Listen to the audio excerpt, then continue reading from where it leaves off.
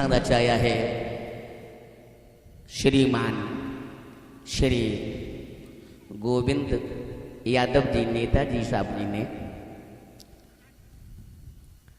बड़ी मेहनत के द्वारा अपने पवित्र कमाई के द्वारा अपने पुत्र अभिमन्यु यादव के जन्म के उपलक्ष्य में बड़ी खुशी के द्वारा भगवान की कथा का अनुष्ठान रचाया है। धन्य है, बड़े दिनों से आस लगी थी कि भगवान की कथा होगी, लोगों को बड़ा आनंद आएगा। धन्य है, परमात्मा ने सारी खुशियां पूरी की हैं और आज प्रभु का बड़ा सुंदर दरबार सजा हुआ है। धन्य है हमारे इस पावन की राम मझरा को, जहाँ सभी लोग मुझे बड़ा प्यार करते हैं, बड़ा मुझे चाहते हैं और मैं भी आप सभी लोगों की प्रशंसा करते रहते जहाँ जाता हुआ। और ये लगभग हमारा 7वां 8वां प्रोग्राम है पावन की राम मझरा में। बहुत सुंदर, मैं अपनी टूटी फूटी वाणी से सभी लोगों की सेवा करेंगे, बड़ा आनंद आएगा। आज ये भगवान की कथा का प्रथम दिन है और प्रथम दिन भगवान की कथा घंटा 2 घंटे ही प्रारंभ हो पाती है, क्योंकि पूरे दिन मंच स्थापना में, वेदी स्थापना में और हवन यज्ञ में, परिक्रमा में, कलश यात्रा में निकल जाता है। श्रोता बंधुओं, अभी आप सभी लोग हमारे आचार्य जी के मुखारबिंद से, हमारे पंडित जी के मुखारबिंद से भगवान की कथा को श्रवण कर रहे थे बड़ी मधुर आवाज में। श्रोता बंधुओं, भगवान की कथा बड़ी पावन है, बड़ी आनंदमयी है, जो रसिकों के लिए बड़ी रसायन है, जीवों के लिए संजीवनी बूटी की तरह है और पापों के लिए छेनी से पेनी है और स्वर्ग के लिए बड़ी सुंदर नशीनी है। इस कलयुग में जीवों का उद्धार करने के लिए श्रीमद् भागवत कथा सबसे सुंदर बताई गई और इसीलिए कलयुग में जगह जगह पर और सबसे अधिक भगवान की कथा हो रही है। इस कलयुग में श्रीमद् भागवत कथा का लोगों सबसे बड़ा महत्व है। श्री सूत जी महाराज शौनकाद ऋषियों को भगवान की कथा श्रवण करा रहे हैं। श्री सूत जी महाराज बोले हैं, शौनकाद ऋषियों, भगवान की श्रीमद् भागवत कथा बड़ी सुंदर है, बड़ी पावन है। एक दिन ब्रह्मा पुत्र नारद जी अपने हाथ में वीणा लेकर के चले हैं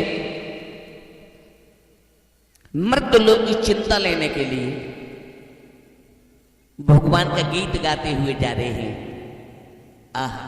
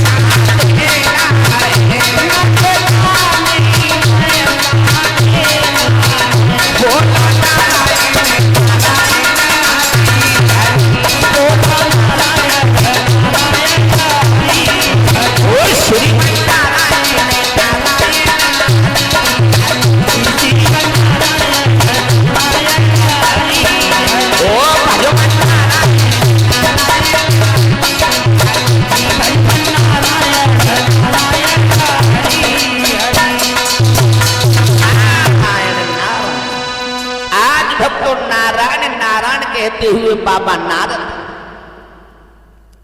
चले हैं घूमते हुए यमुना मैया के किनारे जाकर पहुंचे। और जब भक्तों यमुना मैया के किनारे जाकर के पहुंचे हैं वृंदावन के पास, तब वृंदावन के पास में जब बाबा नारद पहुंचे तो उन्होंने क्या देखा? एक बड़ी सुंदर स्त्री बैठी और उसके बाद में दो बूढ़े पुरुष बेहोश की अवस्था में सो रहे हैं। कि तरुणी के सुंदर रसिक नयन, कि तरुणी के सुंदर रसिक नयन, और मन ही मन व्यथा को रहे।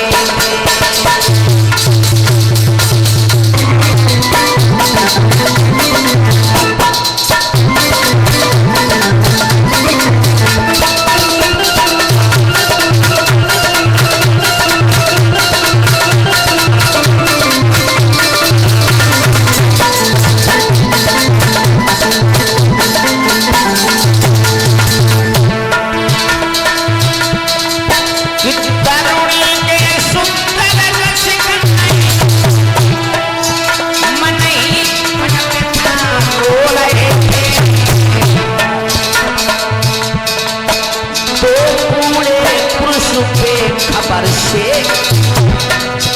उनके पास सो रहे थे।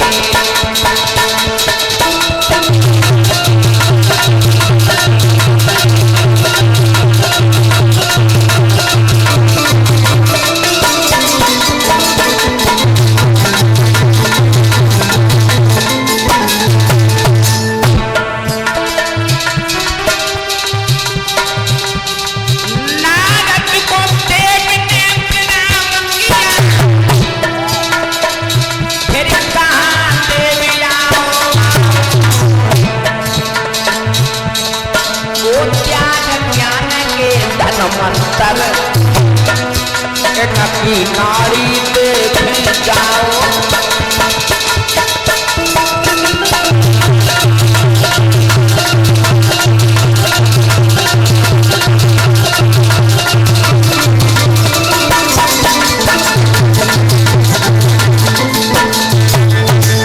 श्रोता बंधु, बाबा नारद जब उस स्त्री के पास में पहुंचे हैं तो उस देवी ने दोनों हाथ जोड़ करके बाबा नारद को प्रणाम किया। आइए महात्मा जी, आइए ऋषिवर, बैठो। श्रोता बंधु, उसी समय बाबा नारद ने जवाब दिया है, देवी तुम कौन हो? तुम्हारा नाम क्या है? और तुम्हारे यहां ये 501 रुपया भगवान के दरबार में भेंट करते हैं रूबी यादव। रूबी यादव जी 501 रुपया भगवान के दरबार में भेंट करती हैं। परमात्मा से प्रार्थना करेंगे भगवान खजाना भरा रहे, मनोकामना पूर्ण होती रहे और इसी प्रकार से धर्म के काम में मन लगा रहे, दान करने के लिए हाथ आगे बढ़ता रहे। मंगलम भगवान विष्णु मंगलम गरुड़ध्वजा मंगलम पुंडरीकाक्ष मंगलाय तनोहरि। बोलिए सच्चे दरबार की। श्रोता बंधुओं,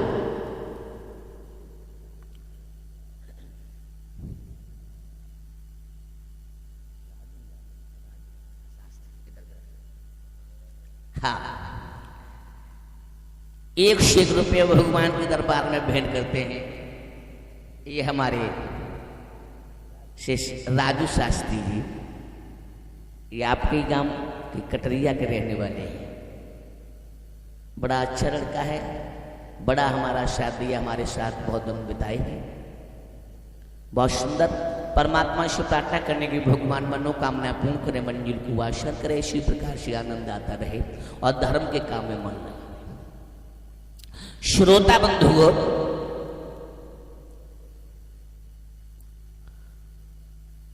दोनों हाथ जोड़ करके वो देवी बोली है, महात्मा जी हे ऋषिवर, कुछ हमारी सुनो, कुछ अपनी कहो, और हमारे पास में जो आप देख रहे हैं बूढ़े पुरुष सो रहे हैं, इनकी कुछ नबज देख लो।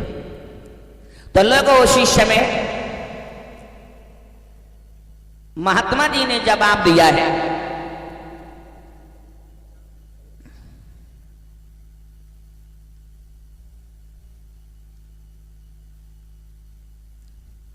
धन्य है हमारे मालिक साहब जी, श्रीमान श्री गोविंद यादव जी, नेताजी साहब जी, मालिक साहब जी, ये 1100 रुपये भगवान के दरबार में भेंट करते हैं।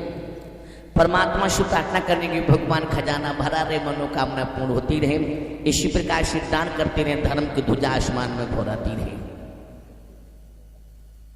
बड़ी मेहनत के द्वारा, अपने पवित्र कमाई के द्वारा भगवान की कथा का अनुष्ठान रचाया है।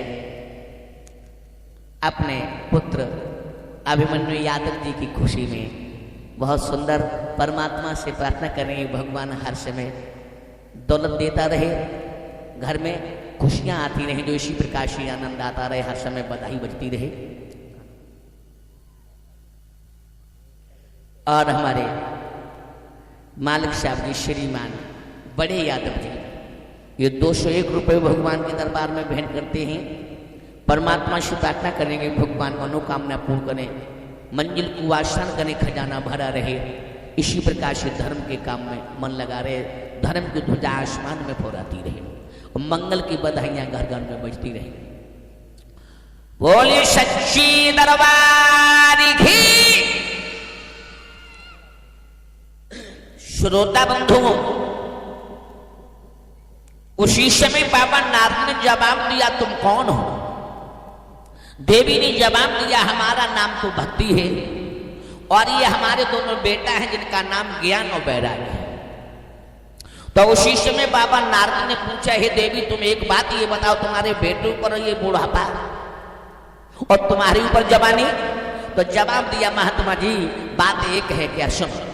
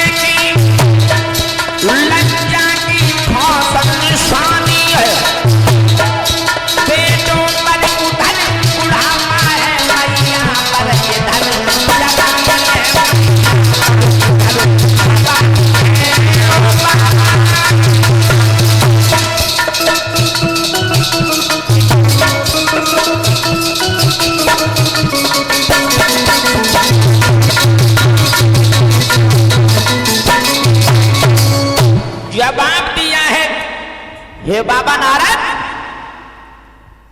द्वापर तक यानी सतयुग, त्रेता युग और द्वापर तक वो हमारे ऊपर बुढ़ापा था, मेरे दोनों बेटा जवान थे। लेकिन कलयुग के आते आते मैं जवान हो गई और मेरे दोनों बेटों पर बुढ़ापा आ गया। मेरे बेटों का बुढ़ापा दूर करो। लोगों उसी समय जवाब दिया है, चिंता मत करो देवी। बाबा नारद उसी समय पद्मासन लगा करके बैठ गए, बड़े सुंदर सुंदर उपदेश दिए, गीता वेद के मंत्रों का उच्चारण किया, लेकिन ज्ञान और वैराग्य के ऊपर कोई भी असर नहीं पड़ा। और लोगों जब कोई भी असर नहीं पड़ा तो बाबा नारद बड़े परेशान हो गए, उठ करके खड़े हुए कहने लगे, देवी मुझे क्षमा करना, मैंने बड़े उपाय किए, बड़े सुंदर सुंदर उपदेश दिए, गीता वेद के मंत्रों का उच्चारण किया, लेकिन तुम्हारे बेटे के ऊपर कोई भी असर नहीं पड़ा। थोड़े समय का इंतजार करिए, हमें जा रहा हूं और कोई बड़ी सुंदर अचूक औषधि और दवा ढूंढ करके मैं ला रहा हूं और तुम्हारे बेटों का बुढ़ापा दूर करेंगे। लोगों उसी समय बाबा नारद जी वहां से चल दिए और बाबा नारद कहां पर जाकर के पहुंचे, बद्रिका आश्रम में।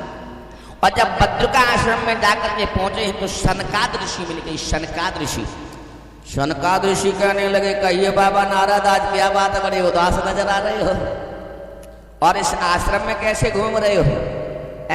मैंने तुम्हें कभी उदास नहीं देखा, तुम्हारे चेहरे की मुस्कान भी गायब है, तुम्हारा गीत भी चला गया और तुम नारायण नारायण भी नहीं उच्चारण कर रहे हो, क्या बात है?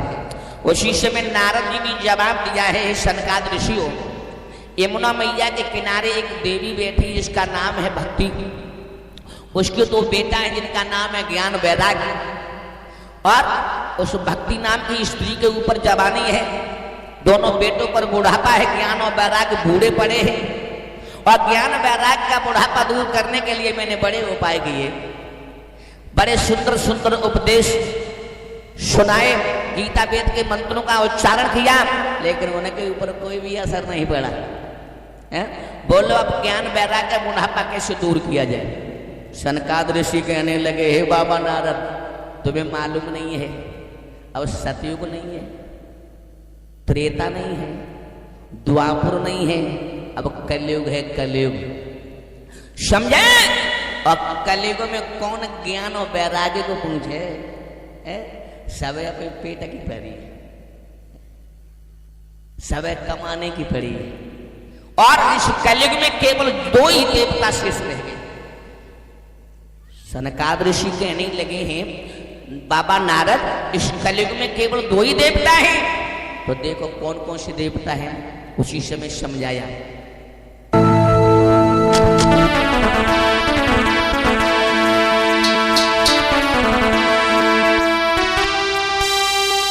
श्री अन्न देव की चिंता में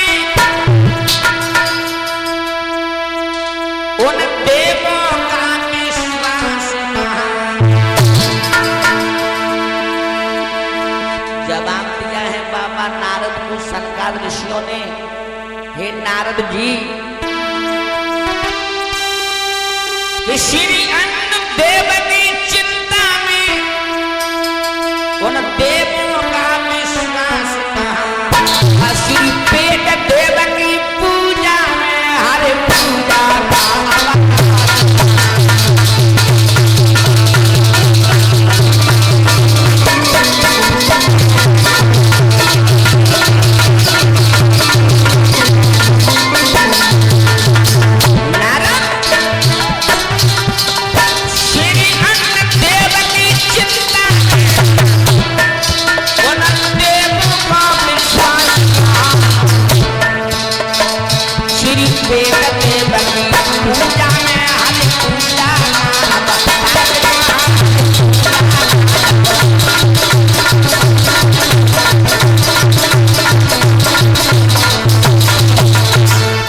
जवाब दिया है सनकाद ऋषियों ने, नारद जी,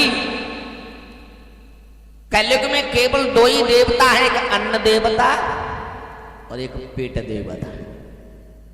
इस अन्न को कमाने के लिए इंसान रात दिन मेहनत करता है और इस पेट को भरने के लिए इंसान पता नहीं कितने बुरे बुरे काम करता है। इस पेट को भरने के लिए इंसान एक दूसरे की बेईमानी कर लेता है, एक दूसरे की चोरी कर लेता है। इस पेट को भरने के लिए एक दूसरे से लड़ाई मोल लेता है। लेकिन कबहू जो इंसान ने पेट को नहीं भर पाओ। हजारों मन गेहूं, हजारों मन कुंटल, हजारों कुंटल गेहूं खाए लो, लेकिन जो पेट कभी भरा नहीं। शाम को भर लिया तो सुबह खा ली, सुबह भर लिया तो शाम को खा ली। एक बात बताओ भैया, हाथ में जो पेट जो है ना बड़ा निर्दयी है और बड़ा बेईमान है। हाथ में चोट लग जाए तो पेट को पूछना या तो हाथ भैया कैसे चोट लगी, भूख लगी तो जाए भरो। पैर में चोट लगी तो पेट को पूछना या तो पैर भैया कैसे चोट लगी। आंखें अगर फूट जाए तो पेट को पूछना या तो तुम कैसे फूटी गई। भूख लगी तो जाए भरो।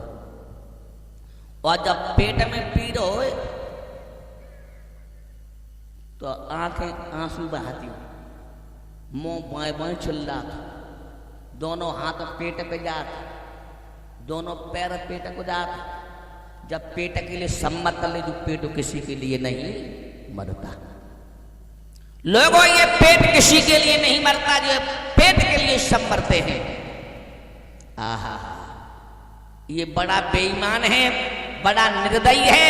चाहे कच हुई जाए, गांव में मौत हुई जाए, कोई मरो धरो हो तो लोग क्या कहता है, तो 2 घंटा लगे, रिश्तेदार आ रहे, चलो पहले रोटी खाए,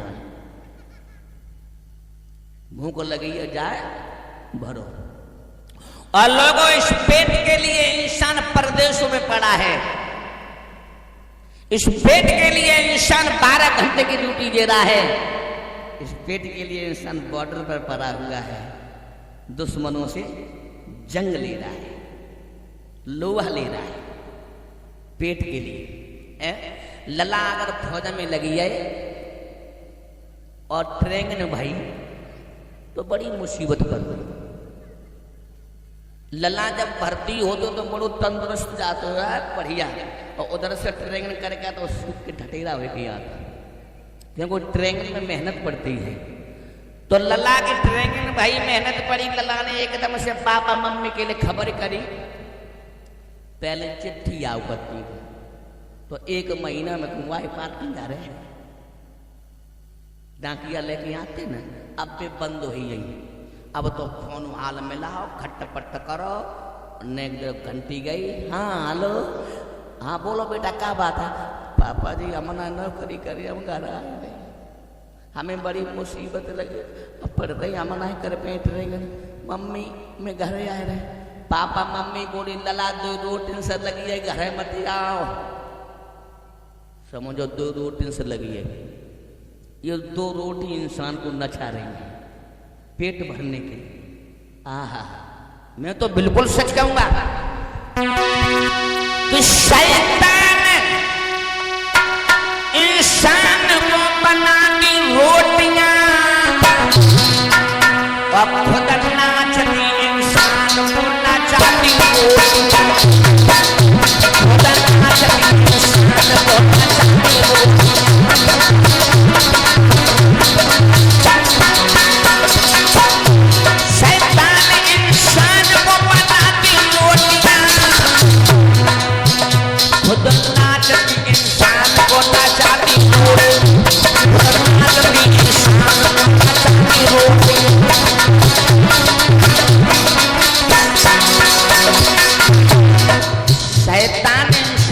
बनाती रोटियां और खुद नाचती इंसान को नचाती हैं रोटियां। ये हमारी माताएं बहनें जब रोटी बनाती हैं तो हाथ में कैसे रोटी नाचती है, परीक्षण मारा। अगर रोटी नाचेगी नहीं तो 3 कोण की हुई जाएगी। पटाखी नाम जब माता मैंने रोटी बनाती तो कैसे नाचती है, कैसे घूमती है। अगर घूमेगी नहीं तो 3 कोण की हो जाएगी, अच्छी नहीं लगेगी देखने में, है ना। इंसान को शैतान बनाती है रोटियां, खुद नाचती है इंसान को नचाती रोटियां। सुनो सास बहू में झगड़ा करवाती रोटियां, सास बहू में लड़ाई हो गई रोटी के पीछे। बहू अगर रोटी चौका में कर रही है और सास अगर पलका पे बैठी है तो बहू का कहते हैं डबरिया जन कॉले मरेगी, जाके कॉले माल की चलेगी, हम चौका में घोसी घोसी मरी जाएगी, सब करुआ हो ही है ना।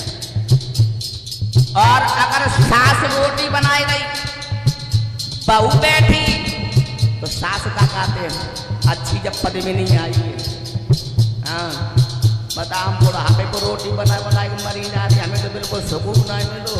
और जब बैठी बैठी खाई रही है देखो कैसी देख ही रही है। सास बहू में झगड़ा हो रहा रोटी के पीछे। सास बहू में झगड़ा करवाती रोटियां, भाई भाई में झगड़ा करवाती रोटियां, गाँव गाँव में पालटियां बनवाती रोटियां, खुद नाचती इंसान को बचाती।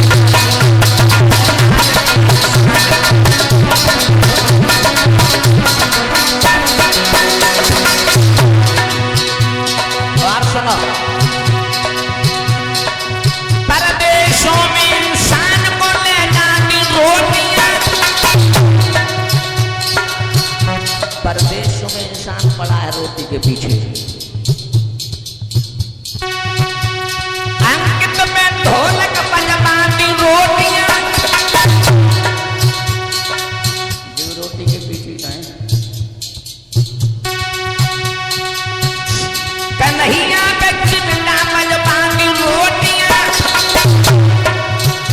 रंजीत पे कलशा बजवाती रोटियां, और पुष्पेंद्र पे रात में बाएं बाएं चिल्लवाती रोटियां। हम रोटी के पीछे डरेगा, दो रोटी नचा रही हैं, इंसान को लिए फिर रही हैं। खुद नाचती इंसान को नचाती रोटी।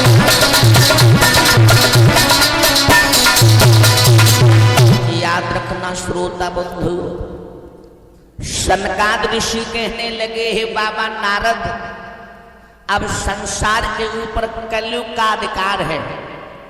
अब कलयुग चल रहा है और इस कलयुग में केवल दो ही देवता हैं, एक अन्न देवता और एक पेट देवता। ज्ञान वैराग्य को कौन पूछे?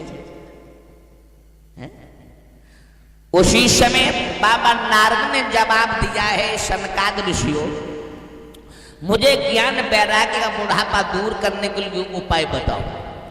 मैं उस भक्ति को वचन देकर के आया हूं। तो श्रोता बंधु उसी समय सनकाद ऋषियों ने जवाब दिया है बाबा नारद, अगर ज्ञान वैराग्य का तुम बुढ़ापा दूर करोगे तो केवल एक उपाय है, ज्ञान वैराग्य को श्रीमद् भागवत की कथा सुनाई। श्रीमद् भागवत कथा में वो शक्ति है कि ज्ञान वैराग्य का बुढ़ापा दूर हो जाएगा। उसी समय बाबा नारद चले, कहां पहुंचे? हरिद्वार। हरिद्वार, अभी हरिद्वार पावन ग्राम मजरा में, जहां पर हरि का दरबार सजा हो, जहां पर हरि का दरबार लगा हो, वहीं पर हरिद्वार है। हरिद्वार में जाकर के भगवान की कथा का अनुष्ठान रचाया। भक्ति अपने दोनों बेटों को लेकर के पहुंची है हरिद्वार में, और लोगों हरिद्वार में जाकर के ज्ञान वैराग्य ने श्रीमद् भागवत कथा का रसास्वादन किया है। श्रीमद् भागवत कथा को श्रवण करने से ज्ञान वैराग्य बुढ़ापा दूर हुआ, और जब तरुण बन करके खड़े हो गए, जवान हो गए, तो लोगों ज्ञान वैराग्य ने जवाब दिया है बाबा नारद, अब संसार के ऊपर कलयुग का अधिकार है, तो कलयुग में कोई मुझे पूछेगा नहीं, अब बताओ हम कहां जाए? नारद जी ने जवाब दिया तो भक्तों के हृदय में जाकर समा जाओ, भक्तों के हृदय में। तुम्हें और कहीं जगह नहीं मिलेगी, तुम्हें भक्तों के हृदय में जगह मिलेगी और भक्ति को छिपी दबी रह जाएगी। लोगों शिष्य में ज्ञान वैराग्य भक्तों के हृदय में समा गया।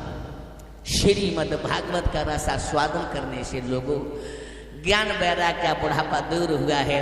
श्रीमद् भागवत कथा में बहुत बड़ी शक्ति है जो जीवन का उद्धार करती है, जीवन का कल्याण करती है। ऐसी भागवत कथा को श्रवण करने से लोगों आनंद प्राप्त होता है। ये श्रीमद् भागवत कथा अमृत से भी बढ़कर है, अमृत से। याद रखना श्रोता बंधु। अब मैं एक बात और बता दें कि श्रीमद् भागवत कहते किसे? श्रीमद् भागवत कहते किसे? श्री माने लक्ष्मी, मद माने घमंड। श्री मद, श्री माने लक्ष्मी, मद माने घमंड। लक्ष्मी को पाकर के इंसान को घमंड पैदा हो जाता है, लेकिन लक्ष्मी को पाकर के इंसान को कभी घमंड नहीं करना चाहिए। और भा माने भक्ति, बा माने बैराग, गा माने ज्ञान, ता माने तारण तत्व। लक्ष्मी को त्याग कर, घमंड को छोड़ करके और भागवत कथा का रसास्वादन करना चाहिए तो उद्धार हो जाएगा। एक बात बताएं, भगवान का ये दरबार लगा हुआ है और अगर कोई बड़ा पैसे वालों आदमी आए और वो खड़े होकर के जब देखे हमें मालिक साहब दिख रहे, फिर हमारे एक अलग बिस्तर लगा या कुर्सी डाले तब हम बैठ के कथा सुने, तो ये क्या हो गया? घमंड। पैसा वालों आदमी आए और चुपचाप पीछे ही बैठे जाए, जहां जगह मिले तहां बैठे जाए और भगवान की कथा को श्रवण करें। और जब मालिक साहब खुद ही देख रही तो तुम्हारे पास ही पहुंचते हैं। अब पहले से चकमकाए रहे, चारों तरफ देख रही, घूमे रही, तो उन्हें ये घमंड है कि मुझे लोग देखें और सम्मान दें और आगे बैठा। लेकिन नहीं, श्री माने लक्ष्मी, मद माने घमंड। लक्ष्मी और घमंड को त्याग करके भागवत कथा श्रवण करनी चाहिए तो अवश्य कल्याण होगा। भा माने भक्ति, भक्ति करने से गा माने ज्ञान पैदा होता है, भक्ति करने से ज्ञान पैदा होता है।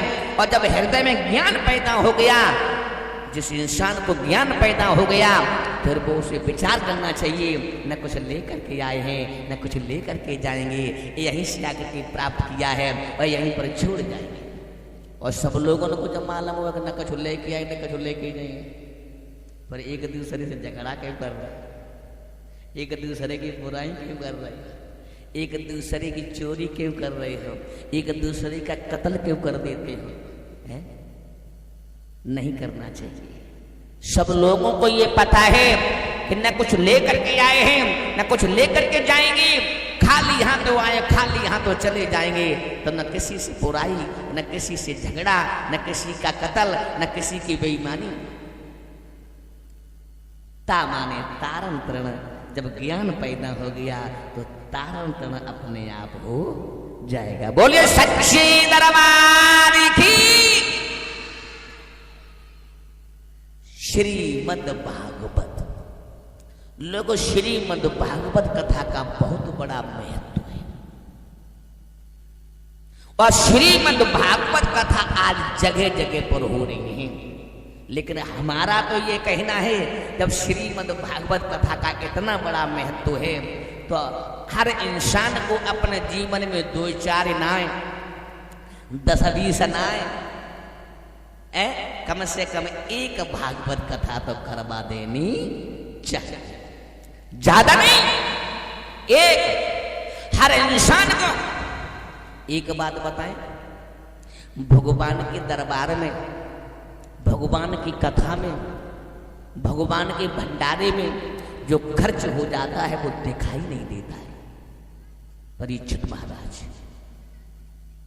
भगवान की कथा में जो खर्च हो जाता है, आपने 4 लाख रुपए खर्च कर दिए, 5 लाख रुपए खर्च कर दिए, 2 लाख रुपए खर्च कर दिए, वो दिखाई नहीं देंगे, वो भगवान के खजाने में जमा हो जाएंगे। इस जन्म में नहीं, अगले जन्म में तुम्हें मिल जाएंगे।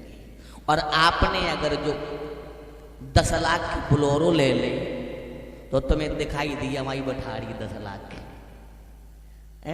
20 लाख का मकान बनवाए दो, कोठी बनवाए दी, प्लॉट ले लो, तुम्हें दिखाई देगा मेरा वो प्लॉट पड़ा हुआ है, वो मकान बना हुआ है। लेकिन भगवान की कथा में जो खर्च कर दिया वो दिखाई नहीं, कि वो तो चले गए कहा, भगवान के खजाने में। वो अगले जन्म में अवश्य मिलेगा, याद रखना लोगों। श्रीमद् भागवत कथा बड़ी पावन है, बड़ी सुंदर है, जो रसिकों के लिए बड़ी रसायन है, जीवों के लिए संजीवनी बूटी की तरह है, पापों के लिए छेनी से फेनी है, और स्वर्ग के लिए बड़ी सुंदर नशेनी है। स्वर्ग के लिए ये बड़ी सुंदर नशेनी है, याद रखना श्रोता बंधुओं। आज भगवान की कथा का ये प्रथम दिन है। सभी लोगों से निवेदन